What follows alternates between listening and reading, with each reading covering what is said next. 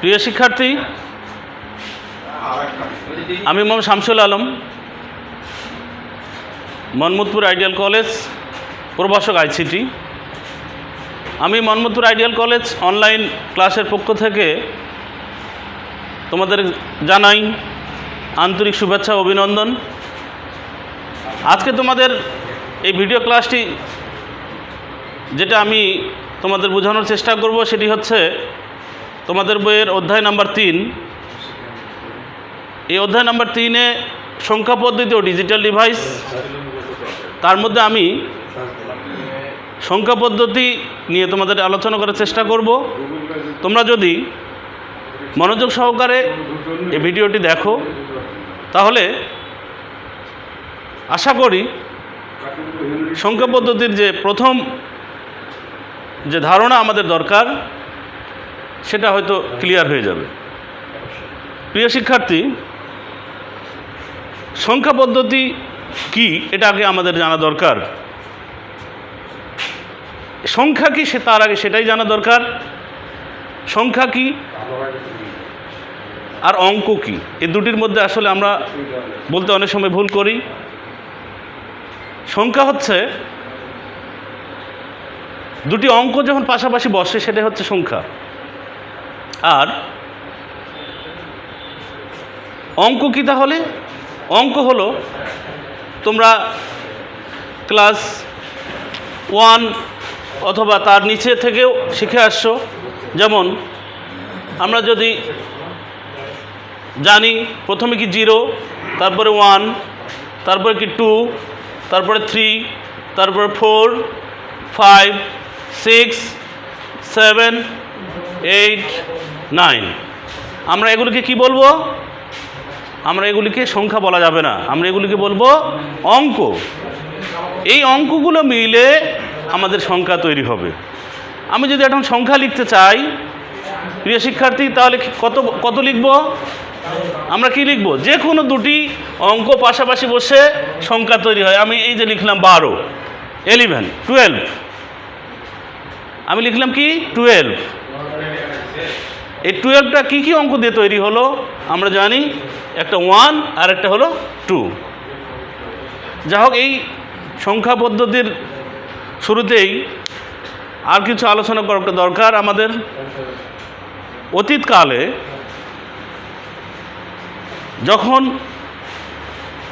আমাদের এই সংখ্যা বা অঙ্কগুলো যখন ছিল না, তাহলে কি ছিল তখন হিসাব কার্য হিসেবে মানুষ কি ব্যবহার করত? তখন ব্যবহার করত মানুষ, মনে করো কারো 5টা গরু আছে, সে কি করলো? তার দেয়ালে গিয়ে এরকম 5টা দাগ টেনে রাখলো। প্রিয় শিক্ষার্থী, কারো 5টা ছাগল আছে, সে কি করলো? এরকম 5টা নুড়ি পাথর, মনে করো যেগুলো নুড়ি পাথর, সে 5টা নুড়ি পাথর এভাবে রেখে দিল। বা কাউকে 5 টাকা দিল, 5টা নুড়ি পাথর রেখে দিল। এইভাবে মনে করো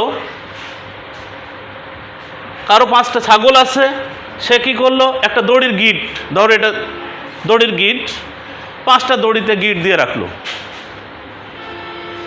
আগে আদিম যুগে হিসাব কার্য হিসাবে এই প্রতীকগুলোই ব্যবহার করা হতো। কিন্তু আসলে কি এটা দেখা গেল যে কারো 50টা গরু আছে, তাহলে এই 50টা দাগ বা 50টা নুড়ি পাথর, 50টা গিট দেওয়া কি সম্ভব ছিল? প্রিয় শিক্ষার্থী, এটা তোমরা সহজে বুঝতে পারতেছো যে আসলে সম্ভব ছিল না। এরপরে কি হলো? প্রাচীন মিশরীয়রা এরা কি করলো? এটাকে ডেভেলপ করার জন্য তারা কি করলো? রোমান সংখ্যা নিয়ে আসলো। এরপরে রোমান সংখ্যা কিভাবে নিয়ে আসলো তোমরা জানো। এটা হচ্ছে রোমান সংখ্যা, এটাকে বলা হয় 1, এটা হচ্ছে 2, এটা কি 3, এটা কি 4, আচ্ছা 3, এই 3 পর্যন্ত লিখলাম। এরপরে যদি 4টা 4 যদি হয়, তাহলে এভাবে যদি আমরা 4টা টান দেই তাহলে আরও আগের মতোই থেকে যাচ্ছে। তারা কি করলো, তারা ভি এটাকে 5 মনে করে তার পাশে যদি আমরা একটা 1 মাইনাস করি তাহলে কত হবে 4, এভাবে 5। এই প্রাচীন মিশরের রোমান সংখ্যা পদ্ধতি আবিষ্কার করল। এটাতেও আমরা আমাদের হিসাব কার্য পরিচালনা করা সম্ভব হচ্ছে না। পরবর্তীতে কি করলো, ভারতীয় উপমহাদেশ এবং কি আরবিয়ানরা সংখ্যা আবিষ্কার করলো, অঙ্ক আবিষ্কার করলো। কি, এই 1 থেকে 9 পর্যন্ত। কি বুঝতে পারছো তো, 1 থেকে 9 পর্যন্ত। তখনও কিন্তু 0 আবিষ্কার হয়নি, 1 থেকে 9 পর্যন্ত। এরপরে 0 আবিষ্কার করলো ভারতীয় উপমহাদেশ। তাহলে আমাদের 0 থেকে 9 পর্যন্ত আমাদের এটাই এখন সারা পৃথিবীতে প্রচলিত আছে। প্রিয় শিক্ষার্থী, তোমরা জানো 0 থেকে 9 দিয়ে আমরা সব কিছু হিসাব কার্য পরিচালিত করতে পারবো। এখন কথা হলো 0 থেকে 9 পরে তাহলে কি হবে? 9 পরে তারা হিসাব করলো, চিন্তা করলো যে আমাদের 9 পরে কি হওয়া উচিত। প্রথমে যদি 0 হয়, এভাবে 1 হয়, 2, তারপর 3, তারপর 4, 5, 6, 7, 8, 9। এখন 9 পরে কি হবে? 9 পূর্বেরটা কি ছিল? 0। আমরা যদি 0 দিয়ে শুরু করি তাহলে তার পরবর্তীতে খালি 0, তাহলে তো কোনো একটা মান বোঝায় না। এই মান বোঝানোর জন্য আমরা কি করব, প্রথমে কি আছে 1, তাহলে সেখান থেকে আমরা 10 লিখতে পারি। তারপরে আবার 0 পরে কি আছে 1, তাহলে এখানে আমরা 1 ডিজিটটা যদি আমরা কম্বিনেশন করি, আবার এখানে কত 2, এখানে 3, এটা 4, 5, 6, 7, 8, 9। তাহলে আমরা এখানে সবগুলোতে যদি 1 কম্বিনেশন করি তাহলে আমাদের যে ডিজিটটা হলো কি, প্রিয় শিক্ষার্থী দেখো, 10, 11, 12, 13, 14, 15, 16, এভাবে প্রত্যেকটি সংখ্যা আমাদের তৈরি হয়ে যায়। এর পরবর্তীতে যদি আমরা কি করি, পরবর্তীতে আবার যদি আমরা 0 নেই, তাহলে 0 এখানে আমরা 1 কম্বিনেশন করছিলাম তখন। তারপরে এখন কি করব আমরা, 2, 0 পরে কি হয় 1, 2, 3, 4, 5, 6, 7, 8, 9। তাহলে আমরা এখন 2 কম্বিনেশন করছি, তাহলে এখানে সবগুলোতে 2 দিয়ে দেই।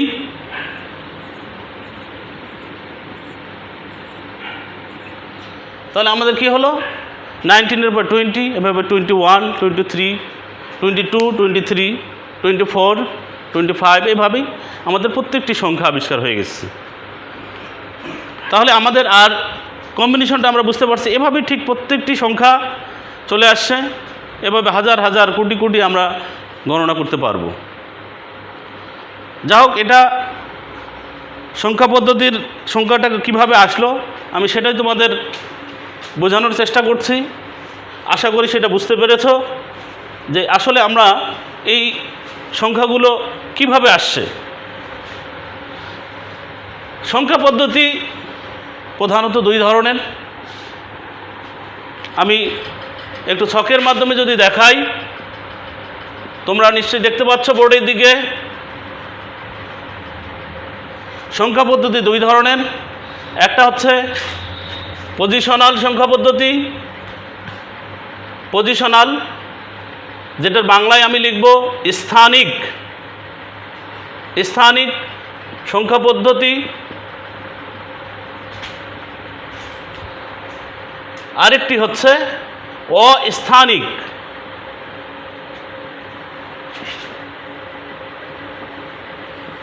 সংখ্যা পদ্ধতি।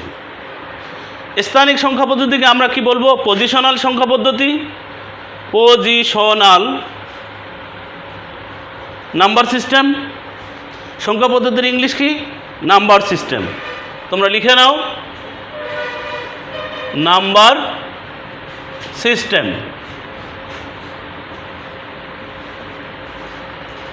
তাহলে স্থানিক সংখ্যা পদ্ধতির কি হচ্ছে? Positional number system.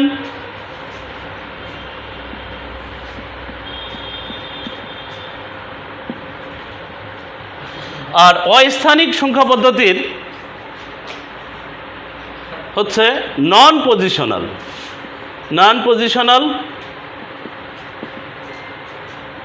Number system.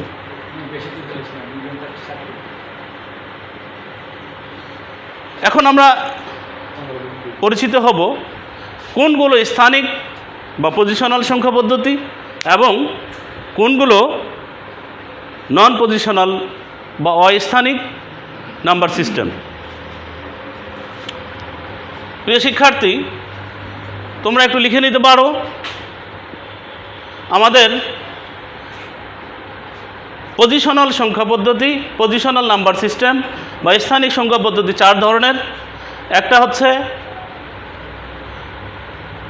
দশমিক, ইংলিশে হচ্ছে ডেসিমাল।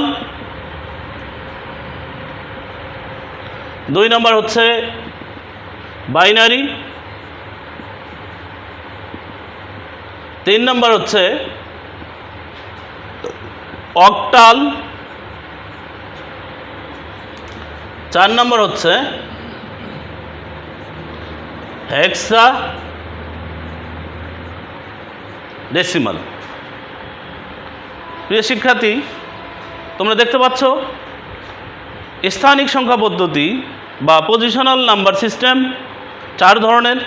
একটা হচ্ছে দশমিক বা ডেসিমাল, তারপরে বাইনারি, তারপর অক্টাল, তারপরে হেক্সাডেসিমাল। ঠিক আছে?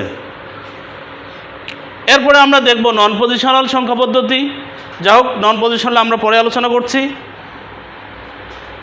তোমরা এখন দেখো কোনগুলোকে দশমিক সংখ্যা পদ্ধতি বলা হবে, কোন সংখ্যা পদ্ধতিকে দশমিক সংখ্যা পদ্ধতি বলা হবে। তোমাদের ইতিপূর্বেই একটু আগেই আলোচনা করেছি, আমাদের যে ডিজিটগুলো আছে 0 থেকে 9 পর্যন্ত। ঠিক আছে? এই 0 থেকে 9 পর্যন্ত মোট কতটি অঙ্ক আছে? কতটি? 10টি, তাই না? 10টি। এই 10টি অঙ্ক সবার মধ্যেই ব্যবহৃত হয়ে গেছে। কিভাবে? দশমিক সংখ্যা পদ্ধতিতে মোট 10টি অঙ্ক ব্যবহৃত হয়েছে। কি কি সেটা একটু লিখে নাও। 0, 1, 2, 3, 4, 5, 6, 7, 8, 9। প্রিয় শিক্ষার্থী, আমি কয়টি ডিজিট লিখলাম? 10টি। তাহলে দশমিক সংখ্যা পদ্ধতি কি বা কাকে বলা হয় যদি আসে, তাহলে আমরা কি লিখব? যে সংখ্যা পদ্ধতির মধ্যে মোট 10টি অঙ্ক ব্যবহৃত হয়েছে তাকে আমরা বলবো দশমিক সংখ্যা পদ্ধতি বা ডেসিমাল নাম্বার সিস্টেম। এই ডেসিমাল নাম্বার সিস্টেমের মধ্যে কি কি অঙ্ক ব্যবহৃত হয়েছে আমরা দেখতে পাচ্ছি। 0 থেকে 9 পর্যন্ত মোট 10টি অঙ্ক ব্যবহৃত হয়েছে। প্রিয় শিক্ষার্থী, আমাদের এখানে একটি ইম্পর্টেন্ট টপিক আছে, সেটা হচ্ছে সংখ্যা পদ্ধতির বেস। সংখ্যা পদ্ধতির বেস বা নাম্বার সিস্টেমের বেস। বেস কথাটা আমাদের অনেক পরিচিত, তোমাদেরও অনেক পরিচিত। বেস মানে কি? বাংলায় হচ্ছে ভিত্তি।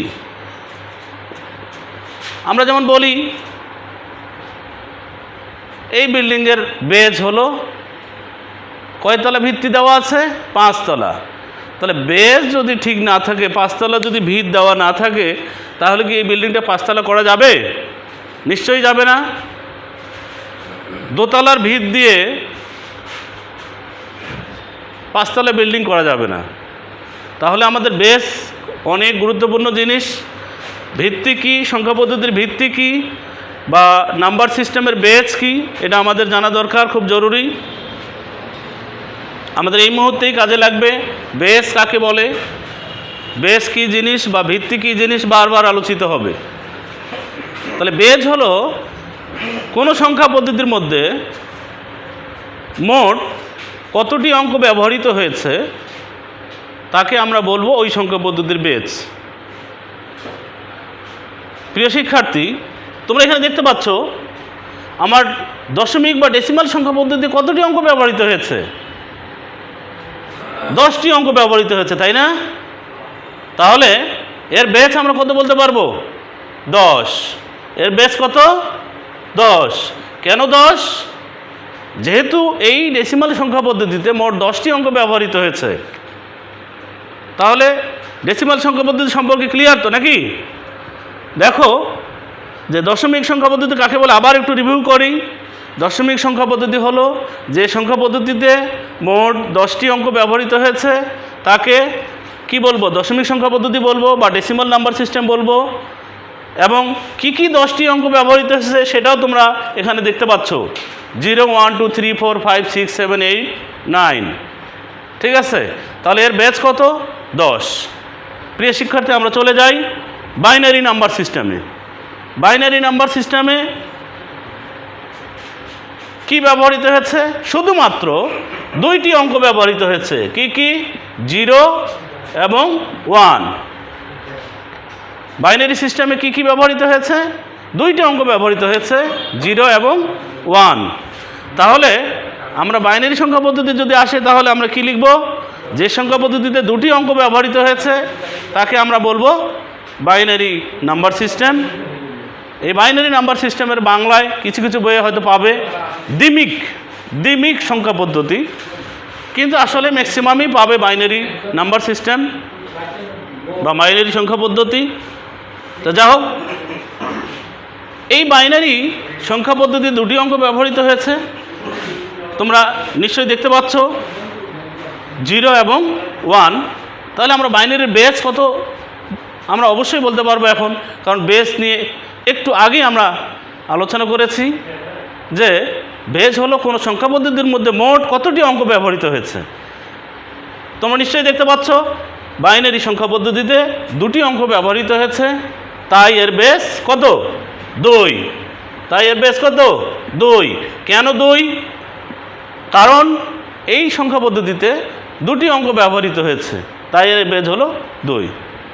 প্রিয় শিক্ষার্থী, এখন আমরা আলোচনা করি অক্টাল সংখ্যা পদ্ধতি নিয়ে। অক্টাল সংখ্যা পদ্ধতি হচ্ছে যে সংখ্যা পদ্ধতিতে মোট 8টি অঙ্ক ব্যবহৃত হয়েছে তাকে আমরা বলবো অক্টাল সংখ্যা পদ্ধতি। অক্টাল সংখ্যা পদ্ধতিতে কি অঙ্ক ব্যবহৃত হয়েছে? প্রিয় শিক্ষার্থী দেখো, আমি লিখছি বোর্ডে 0 1 2 3 4 5 6 7। কতটি লিখলাম?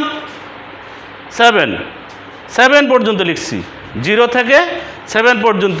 মোট কতটি অঙ্ক ব্যবহৃত হলো? তাহলে এখানে 8টি অঙ্ক ব্যবহৃত হয়েছে। 8টি অঙ্ক কি?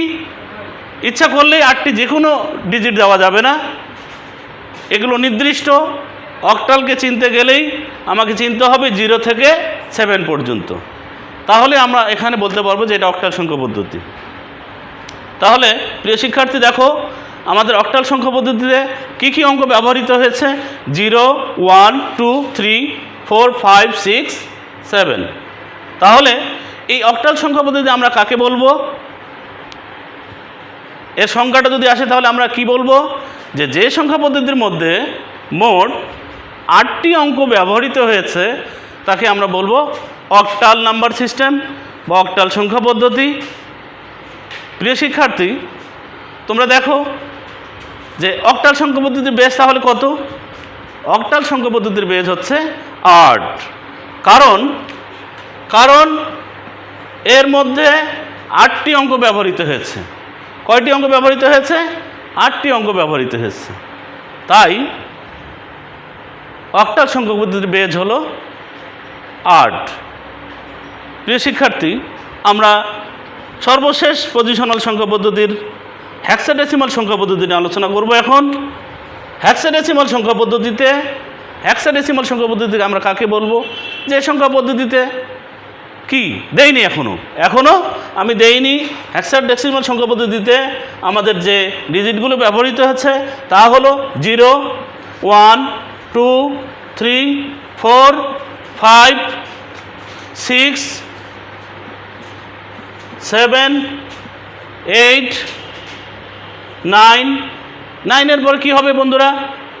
প্রিয় শিক্ষার্থী বলো, 9-এর পরে হবে 10 হওয়ার কথা, তাই না? 10 হওয়ার কথা, কিন্তু এখানে 10 না লিখে 10-এর পরিবর্তে আমাদের লিখতে হবে কিছু লেটার, বর্ণ। A, B, C, D, E, F, E, F।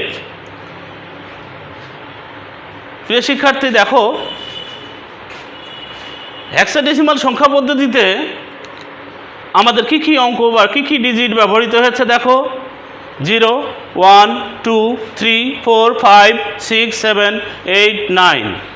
9-এর পরে কিছু নির্দিষ্ট বর্ণ ব্যবহৃত হয়েছে, সেটা হলো A, B, C, D, E, F। ঠিক আছে? তাহলে আমাদের কি হেক্সাডেসিমালে ব্যবহৃত হলো? 0 থেকে 9 পর্যন্ত, এবং 6টি বর্ণ ব্যবহৃত হলো A থেকে F পর্যন্ত। তাহলে আমরা যদি এখন আমাদের কখনো প্রশ্ন করা হয় যে হেক্সাডেসিমাল সংখ্যা পদ্ধতি কি, এখন নিশ্চয়ই তোমরা বলতে পারবে যে হেক্সাডেসিমাল সংখ্যা পদ্ধতি হলো যে সংখ্যা পদ্ধতিতে মোট 16টি অঙ্ক ব্যবহৃত হয়েছে বা যার মধ্যে 16টি অঙ্ক আছে তাকে হেক্সাডেসিমাল সংখ্যা পদ্ধতি বলবো। এবং কি অঙ্ক আছে সেগুলো নির্দিষ্ট। ইচ্ছা করলে এখানে 2টা 7 অথবা 2টা 8 দিয়ে আমি 16টা মিলাই দিব, তাহলে কিন্তু হবে না। তাহলে কি করব? আমাদের এখানে নির্দিষ্ট কি 0 থেকে 9 পর্যন্ত এবং A থেকে F পর্যন্ত। এখন কেউ যদি মনে করে আমি ABCD EF না দিয়ে শুরু করব, আমি PQRSTUV এভাবে দিব, হবে না। প্রিয় শিক্ষার্থী, এগুলো নির্দিষ্ট, এগুলো মৌলিক চিহ্ন, এগুলো কেউ চেঞ্জ করতে পারবে না। হেক্সাডেসিমাল সংখ্যা পদ্ধতিতে এই মোট 16টি অঙ্ক ব্যবহৃত হয়েছে। তাহলে আমরা বলতে পারি এই হেক্সাডেসিমাল সংখ্যা পদ্ধতির বেজ কত? এর আগেই বলেছি, বেজ হলো কোনো সংখ্যা পদ্ধতির মধ্যে মোট কতটি অঙ্ক ব্যবহৃত হয়েছে, সেই মোট সংখ্যাটাকে বলা হবে ওই সংখ্যা পদ্ধতির বেজ। তাহলে আমরা এখন বলতে পারি কি বেজ? হেক্সাডেসিমালের বেজ কত? হেক্সাডেসিমালের বেজ হলো 16। ঠিক আছে? তাহলে আমরা পজিশনাল নাম্বার সিস্টেমের যে 4টি নাম্বার সিস্টেম ছিল, কি একটা দেখো, ডেসিমাল বা দশমিক, বাইনারি, অক্টাল এবং হেক্সাডেসিমাল। ঠিক আছে? তাহলে আজকে দেখো আমরা কি দেখলাম? সংখ্যা পদ্ধতি আসলে 2 ধরনের, একটা হচ্ছে স্থানিক সংখ্যা পদ্ধতি, আরেকটি হচ্ছে অস্থানিক বা নন পজিশনাল, আর একটি হচ্ছে কি পজিশনাল। এই 2 ধরনের সংখ্যা পদ্ধতি আমরা শিখলাম। স্থানিক সংখ্যা পদ্ধতি 4 ধরনের, এবং প্রত্যেকটি সংখ্যা পদ্ধতির মধ্যে কি অঙ্ক ব্যবহৃত হয়েছে এবং কার বেজ কত, এটা তোমরা অবশ্যই হয়ে গেছে তোমাদের পরিচিতি। এরপরে আমরা অস্থানিক সংখ্যা পদ্ধতি একটু আলোচনা করব। অস্থানিক সংখ্যা পদ্ধতি কি? নন পজিশনাল, যাদের কোনো স্থানীয় মান নাই। ঠিক আছে? স্থানীয় মান নাই কার? স্থানীয় মান সম্পর্কে আমরা আসলে কি বুঝি তোমরা জানো, তোমরা শিখে আসছো ছোট ক্লাসে। সেটা হলো, মনে করো আমি এখানে 2 2 2 লিখলাম, এই 2 2 2 লিখলাম, এরা কোন অবস্থানে আছে, কে কোন অবস্থানে? সবগুলোই তো 2, কার কি স্থান? কার কি স্থানীয় মান আছে তোমরা নিশ্চয়ই জানো।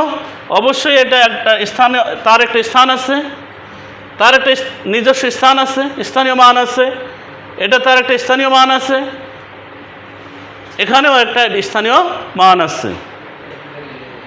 এই টুটাকে আমরা কি বলবো? এই টুটা হচ্ছে একক,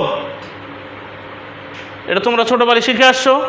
তারপরেটা টুকে কি বলবো? দশক, তারপরে শতক, ঠিক আছে? তার মানে এদের স্থান আছে, এদের স্থানীয় মান আছে। তার মানে আমরা এখানে যে ডিজিটগুলো ব্যবহার করছি এদের অবশ্যই স্থানীয় মান আছে, বিধায় এদেরকে আমরা বলতেছি কি পজিশনাল নাম্বার সিস্টেম। আর নন পজিশনাল কোনগুলো? নন পজিশনাল আসলে যাদের কোনো স্থানীয় মান নাই, যেমন কি রোমান সংখ্যা।